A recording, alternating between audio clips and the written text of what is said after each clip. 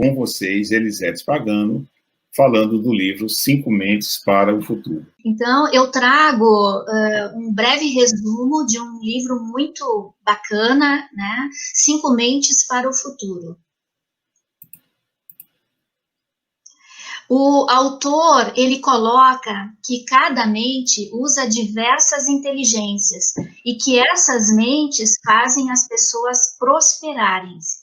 Ele também diz que essas mentes são as planejadoras de políticas, por isso que ele enfatiza a importância de cultivá-las.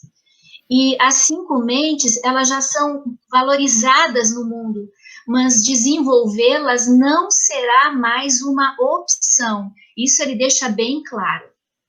Eu faço aqui um breve resumo das 5 mentes, né? E elas atendem o espectro cognitivo e o empreendimento humano. Então, a mente disciplinada, o foco é a disciplina.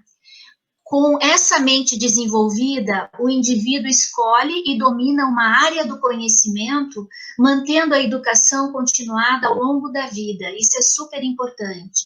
E o efeito da falta da mente faz com que as pessoas sejam incapazes de sucesso em qualquer local de trabalho exigente e elas ficarão restritas a tarefas inferiores.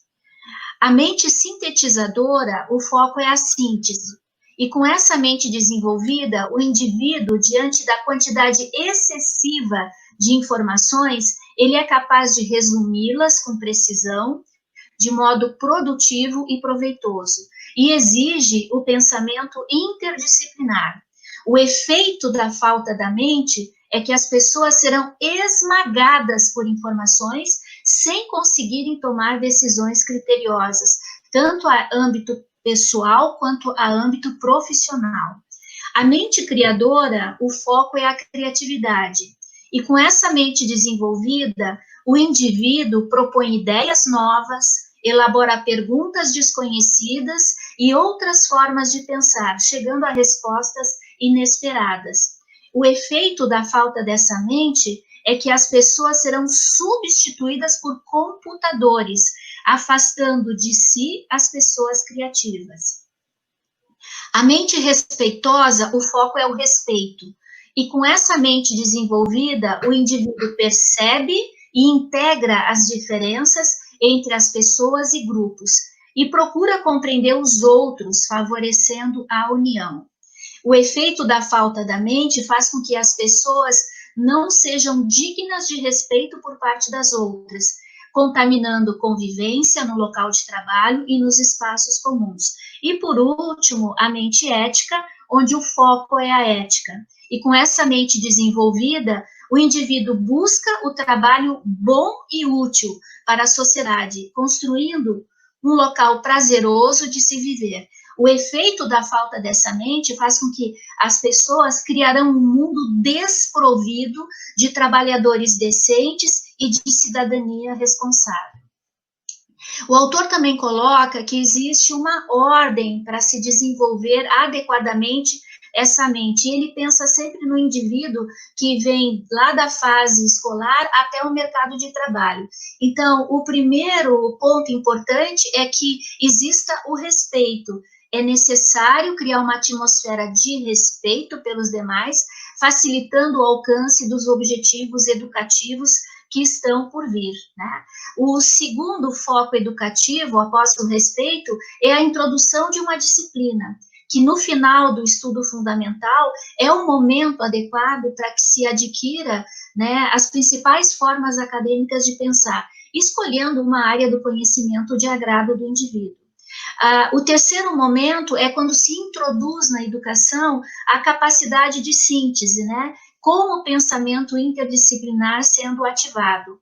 E, por último, é a ética, porque ele já está pensando que esse indivíduo que foi educado, ele está entrando no mercado de trabalho, e ele precisa compreender as novas possibilidades no papel profissional e no exercício da cidadania. Ele também coloca que existem 4 passos para disciplinar a mente com uma disciplina. O primeiro passo é identificar os temas ou conceitos verdadeiramente importantes dentro da disciplina escolhida. Disciplina pode ser a engenharia, pode ser a arquitetura, pode ser a história, mas é o que for escolhido pelo indivíduo.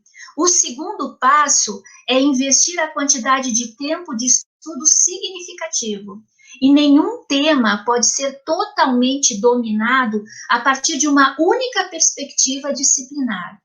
O terceiro passo é abordar a disciplina de diferentes maneiras, por exemplo, relatos, debates, porque isso é importante para flexibilizar o modo de compreender, né? E o quarto e último passo é verificar se o uso da boa memória não está mascarando a compreensão. E isso tem que ficar muito bem definido.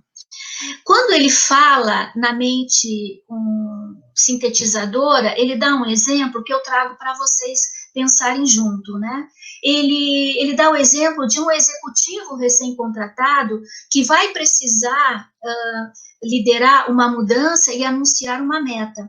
E para isso, a primeira iniciativa desse executivo tem que ser rascunhar a melhor síntese possível.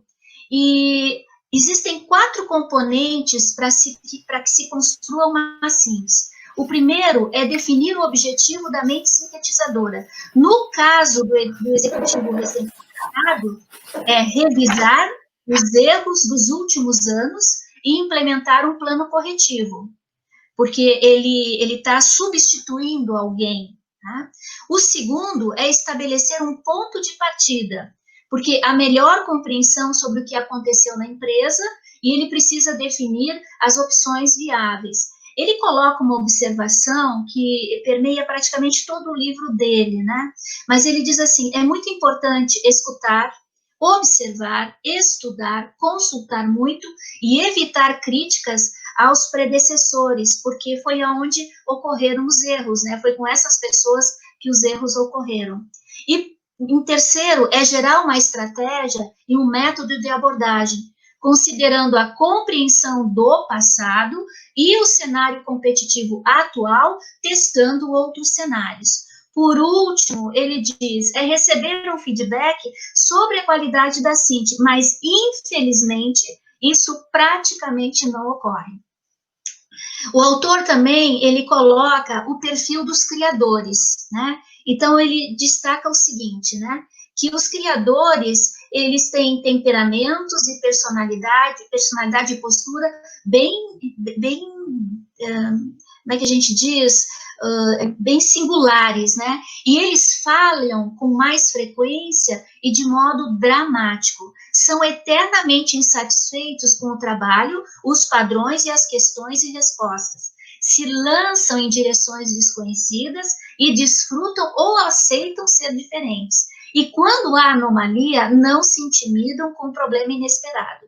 Historicamente, criadores famosos não gostavam de dançar conforme a música, descontentando as autoridades e retirando-se da escola cedo demais.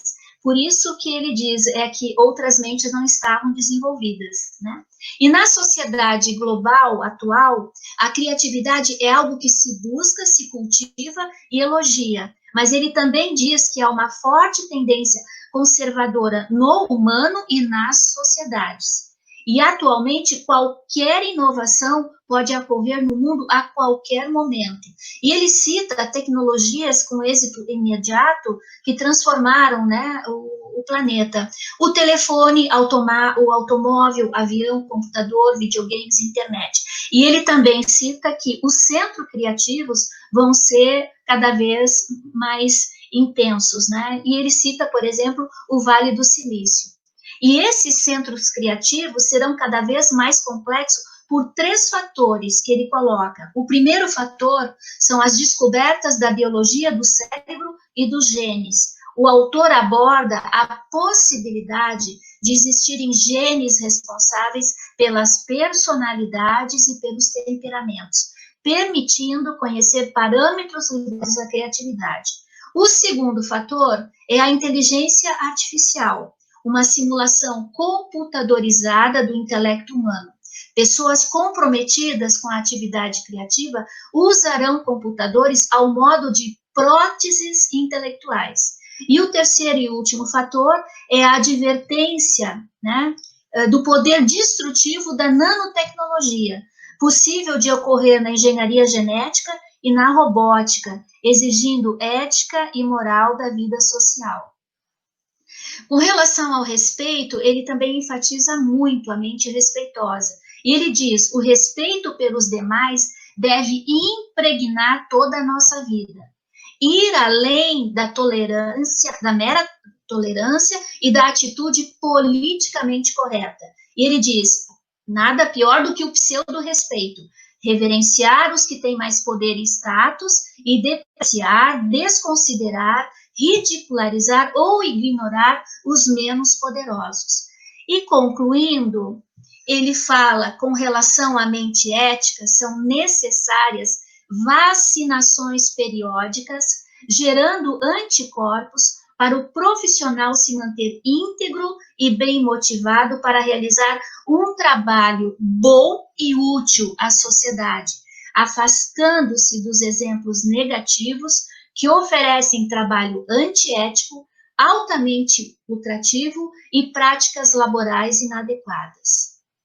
Eu agradeço pela atenção e ficarei à disposição.